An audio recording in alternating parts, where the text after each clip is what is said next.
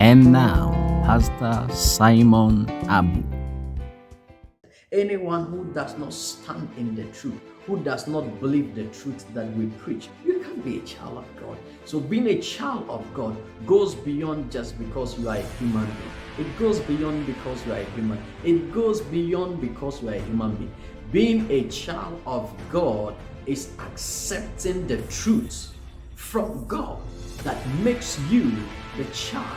You cannot say you are a child of God and yet you don't believe the message of God and yet you don't accept the truth from God. You are not a child of God. They said to Jesus, "We were not born of fornication. We have one Father who is God." And Jesus said, it's not about being born by fornication, it's about being born of God. Even if you were born by fornication, the nature in you is what explains your character and your origin. And if you were born of God, then you will act as such. So it has nothing to do with biological process of how you came to this world. A lot of people came to this world probably out of wedlocks, but they believe in Christ. That is the game changer. That is where the transformation is. I don't care how you came. I don't care the process it took. I don't care who brought you in. I don't care where they did it and how they did it. The most important thing is accepting the truth from God and accepting the love of God for you. That makes you a child of God. And I present to you the message of Christ, that if you receive this message, if you believe in this message, the message is what sets you free, because that is the truth. The content of truth is Christ. And if you receive the content as Christ in your heart, you become a child of God. It is not how you were born.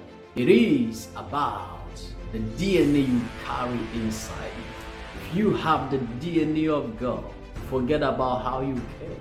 It doesn't matter. What matters is that you carry the DNA of God. And I present to you that Jesus in you is the DNA of God inside you. The world cannot understand this, and that is why they will continue in slavery. That is why they will continue in bondage. And that is to tell you that you don't have to tell me you are not in slavery. When I look at you, when you reject Christ, when you reject the truth that should set you free, taking you from slavery to sonship, and you reject it, you cannot tell me you are free.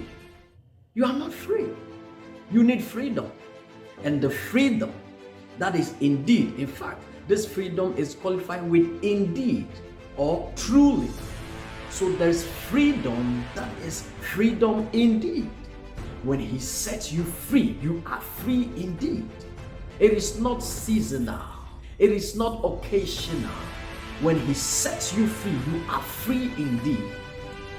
The free indeed comes from Christ. The free indeed is Jesus in you. The free indeed is accepting the truth of God. Until that happens, you are not free indeed.